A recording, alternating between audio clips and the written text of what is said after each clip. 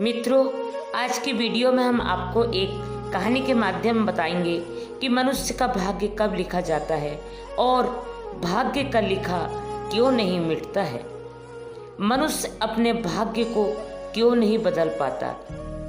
मित्रों, हमारे जीवन में कई बार ऐसे हालात पैदा हो जाते हैं कि कई बार हमें जटिल कार्य करना पड़ जाता है कि हम सफलता की मंजिल तक पहुंचते पहुंचते नीचे गिर जाते हैं। मित्रों, कई बार मनुष्य यह सोचकर बहुत मेहनत करता है कि वह अपनी मेहनत से सफलता को हासिल जरूर कर लेगा, लेकिन हासिल वही होता है जो उसके भाग्य में लिखा होता है। मित्रों, इसी को तो कहते हैं कि भाग्य का खेल।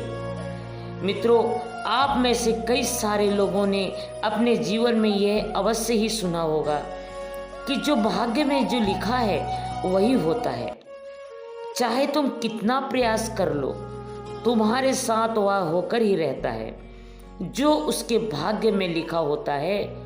कुछ लोग कर्म को प्रधान मानते हैं, लेकिन आपको बता दें कि भाग्य और कर्म एक दूसरे के पूरक होते हैं।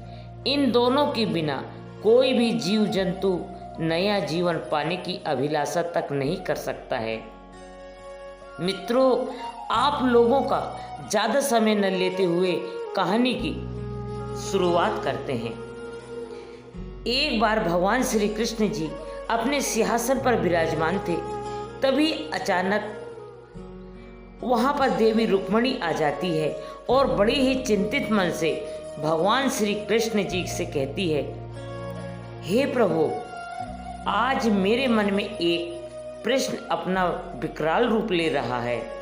तब भगवान श्री कृष्ण जी कहते हैं, हे देवी रुक्मिणी, हे प्रिय, आप मुझे अपने उस प्रश्न को बताएं। हम आपको आपके उस प्रश्न का उत्तर अवश्य देंगे। तब देवी रुक्मिणी कहती है, हे चराचर के स्वामी, आप तो सब में विद्यमान हैं, आप तो त्रिकालदर्शी हैं, आपको तो मेरी दुविधा का अनुमान है। मित्रों, तब भगवान श्री कृष्ण जी कहते हैं, हे देवी रुक्मिणी, हम आपकी दुविधा को समझते हैं। आप निश्चित होकर अपने उस प्रश्न को कहिए, हम आपकी दुविधा का निवारण अवश्य करेंगे। तब देवी रुक्मिणी कहती है, हे प्रभु, मेरे मन में यह प्रश्न उठ रहा है कि मनुष्य अपने भाग्य को क्यों नहीं बदल सकता है। क्या मनुष्य को अपने भाग्य के अनुसार ही फल मिलता है और विधाता मनुष्य का भाग्य कब लिखता है। तब भगवान श्री कृष्ण जी कहते हैं, हे देवी रुक्मिणी, आपका यह सभी प्रश्न बहुत ही महत्वपूर्ण है और आपने इस प्रश्न को पूछकर मेरी मानव जाति का उद्धार कर दिया है।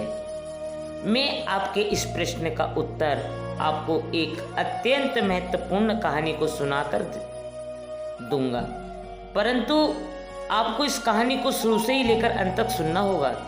तब देवी रुक्मिणी कहती है, हे प्रभु, मैं आपको विश्वास दिलाती हूँ कि मैं इस कहानी को पूरे सच्चे मन से शुरू से लेकर अंत तक अवश्य सुनूंगी। इस कहानी का विस्तार पूरे देवलोक में करूंगी।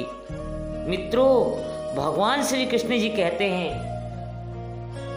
हे देवी, किसी समय की बात है, एक नगर में अग्रसेन नाम का एक राजा राज करता था। वह बहुत ही क्रूर राजा था और सभी पर बहुत अत्याचार करता था। उसी नगर में गोपेश नाम का एक किसान रहता था।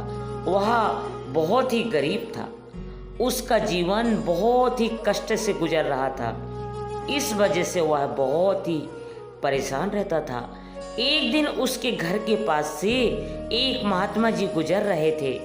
तभी गोपेश उन महात्मा जी को देखकर उन्हें प्रणाम करता है और उनको घर के अंदर चलने को कहता है।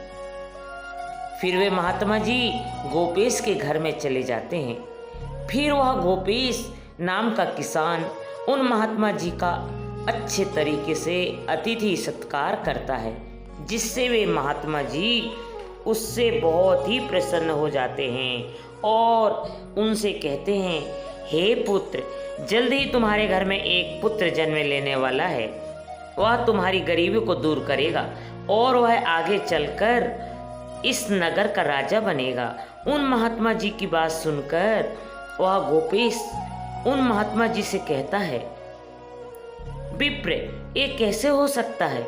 एक गरीब किसान का पुत्र इस नगर का राजा कैसे बन सकता है?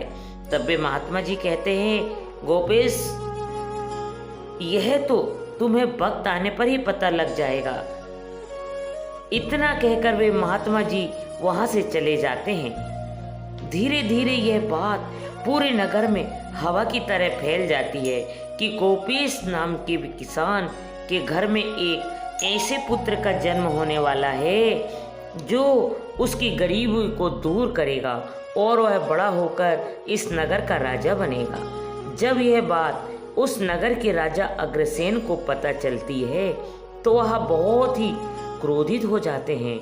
उन्होंने कहा कि मैं ऐसा नहीं होने दूंगा। एक गरीब किसान का लड़का कैसे इस नगर का राजा बन सकता है? मैं उस गोपेश नाम के किसान के पुत्र की किसी भी तरह से हत्या कर दूंगा। मित्रों, भगवान श्री कृष्ण जी कहते हैं, हे देवी रुक्मणी, यह सोचकर वह राजा अग्रसेन एक दिन वह भेष बदलकर गोपेश के घर में पहुंच जाता है और गोपेश के घर का दरवाजा खटखटाने लगता है। तब दरवाजे के खटखटाने की आवाज सुनकर गोपेश जी दरवाजा खोलता है। तब देवता देखता क्या है कि उसके सामने बहुत ही सुंदर से कपड़े पहने हुए एक व्यक्ति खड़ा हुआ है। तब गोपेश भेष बदल कर आए हुए उस राजा अग्रसेन से कहता है, तुम कौन हो और कहाँ से आ रहे हो?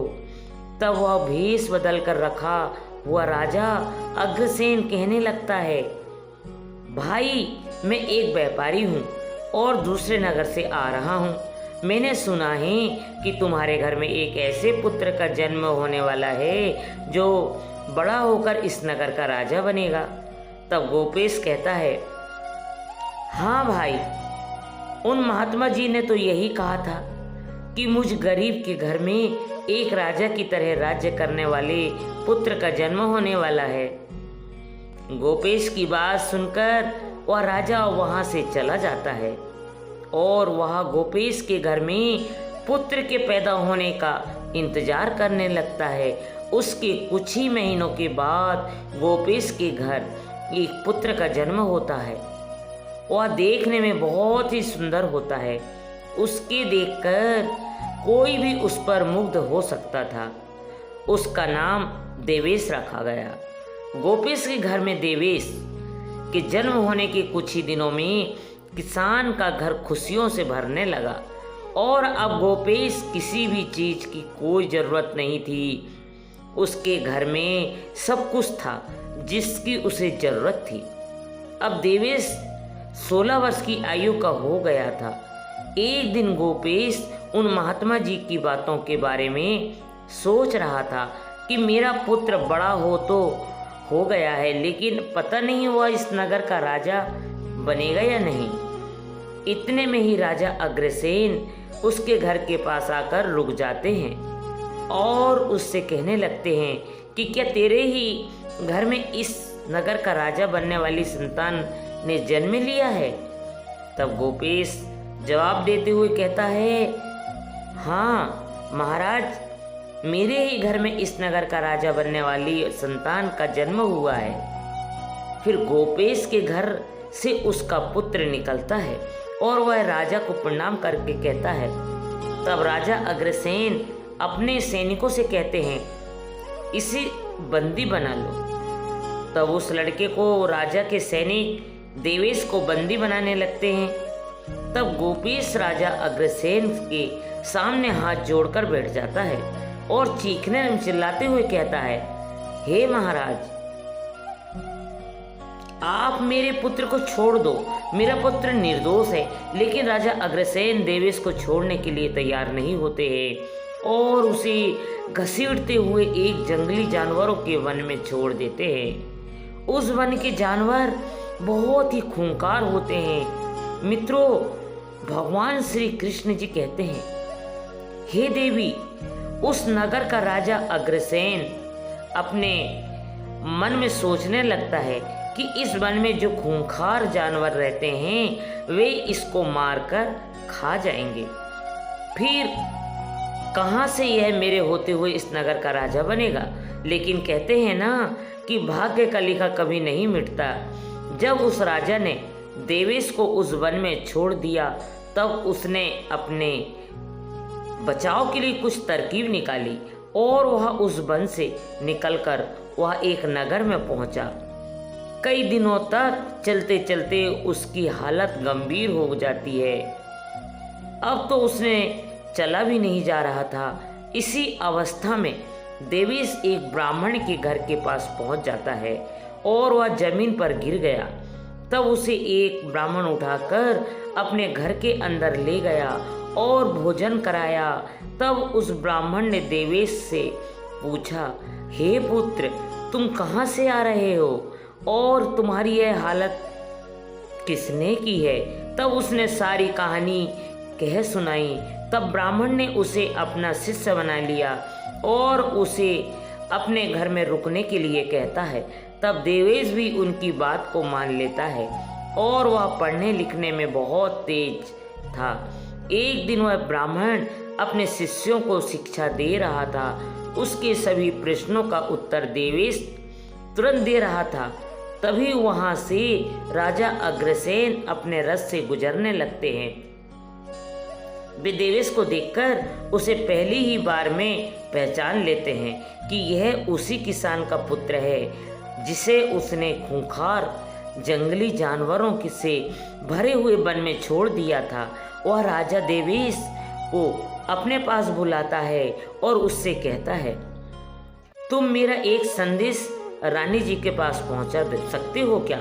तब वह किसान का पुत्र कहता है, क्यों नहीं, मैं आपके महल में रानी के पास आपका यह संदेश अवश्य ही पहुंचा दूंगा।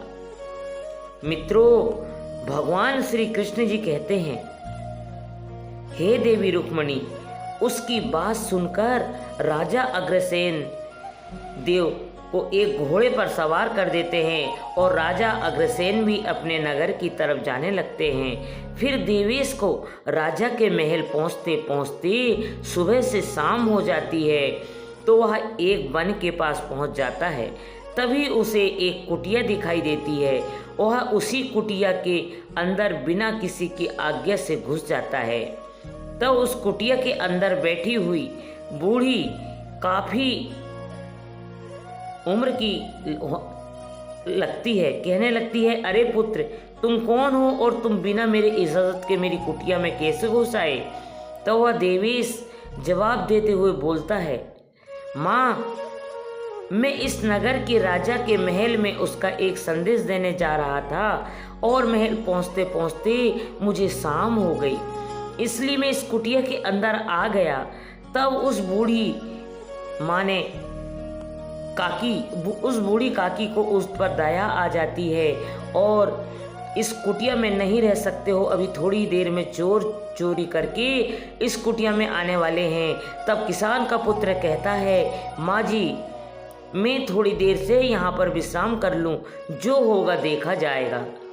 मित्रों, भगवान श्री कृष्ण जी कहते हैं, देवी रुक्मणी से कहते हैं, हे देवी। वह बूढ़ी काकी उस किसान के पुत्र की बात मान लेती है और देवेश विश्राम करने लगता है। फिर कुछ ही देर में उस कुटिया में कुछ चोर घुस जाते हैं और भी उस बूढ़ी काकी से उसके बारे में पूछने लगते हैं। तब वह बूढ़ी काकी कहती है कि यह बहुत ही समझदार और संस्कारी लड़का है। फिर वे सैनिक देवेश की जेब देखते हैं तो उन्हें एक पर्चे पर एक संदेश लिखा हुआ था, जिसे पढ़कर वे सभी चोर दंग रह जाते हैं। तब वह बूढ़ी काकी उन चोरों से पूछती है कि पर्चे में क्या लिखा है। तब उन चोरों ने एक चोर उससे कहता है कि इस पर्चे में तो इस लड़के को मारने के लिए लिखा है कि रानी जैसे ही यह लड़का तुम्हारे पास पहुंचे तभी तुम इस लड़के को जान से मार डालना। उस चोर की बात सुनकर वह बूढ़ी काकी उन चोरों से कहती है, यह राजा कितना क्रूर है, जिसे संदेश लेकर भेज रहा है उसे ही मरवा देने वाला है। फिर वे चोर एक योजना बनाते हैं और उस संदेश को बदल देते हैं। उसमें लिखा देते हैं कि यह लड़का बहुत ही अच्छा और विद्वान है, मेरे महल आने से पहले आप इसका विवाह राजकुमारी के साथ करवा देना। इतना लिखकर वे चोर वहाँ से चले जाते हैं। फिर सुबह वह किसान का पुत्र उठकर उस बूढ़ी काकी का धन्यवाद करता है और फिर देवेश आगे का सफर तय करने लगता है। कुछ ही देर में वह राजा के महल में पहुंच जाता है और रानी को राजा का संदेश दे देता है, जिसे पढ़कर रानी बहुत ही आश्चर्य में चकित रह जाती है। और परंतु उस पर्चे पर राजा का अग्रसेन का मोहर देखकर रानी बहुत ही खुश हो जाती है और उस किसान के पुत्र का विवाह राजकुमारी से कर देती है। कुछ दिन बीतने के बाद जब राजा अग्रसेन महल पहुंचते हैं तो वो देखते हैं कि उन्होंने जिस लड़के को मारने के लिए भेजा था उसका विवाह राजकुमारी से हो गया है। इस पर राजा अग्रसेन रानी पर चिल्लाते हुए बोले, मैंने तुम्हें यह संदेश भेजा था कि जैसे ही यह लड़का तुम्हारे पास आए तुम इसकी हत्या कर देना, लेकिन तुमने यह क्या किया, तुमने इसका विवाह राजकुमारी से करवा दिया। तब रानी जवाब देते हुए बोली, आपने ही तो इस लड़के के हाथों में यह संदेश लिखकर भेजा था कि जैसे ही यह लड़का तुम्हारे पास आए तुम इसका विवाह राजकुमारी से कर देना, और उस पर्चे पर आपकी मोहर भी लगी हुई थी। मैंने आपकी आज्ञा का पालन किया है। मित्रों, भगवान श्री कृष्ण जी कहते हैं, हे देवी रुक्मिणी, अब राजा अग्रसेन को विश्वास हो चुका था कि भाग्य का लिखा कभी नहीं मिटता, चाहे हम जितने भी प्रयास कर ले, लेकिन होता वही है जो हमारे भाग्य में लिखा होता है। मित्रों, भगवान श्री कृष्ण जी कहते हैं, हे देवी रुक्मिणी, अब तो आपको अपने प्रश्न का उत्तर मिल ही गया होगा। तब देवी रुक्मिणी जी कहती हैं, हे प्रभु, आपने मुझे बहुत ही महत्वपूर्ण ज्ञान दिया है। मैं इस ज्ञान का विस्तार पूरे ब्रह्मांड में करूंगी। मित्रों, कहानी अच्छी लगी हो तो वीडियो को एक लाइक अवश्य करें, और अगर आप सभी लोग हमारे चैनल पर नए आए हो तो ऐसी ही ज्ञानवर्धक कहानियाँ सुनने के लिए आप सभी लोग हमारे चैनल को भी सब्सक्राइब करें, और साथ ही साथ कमेंट बॉक्स में जय श्री कृष्ण लिखना ना भूलें। मित्रों, वीडियो को यहाँ तक देखने के लिए आप सभी लोगों का दिल से धन्यवाद है।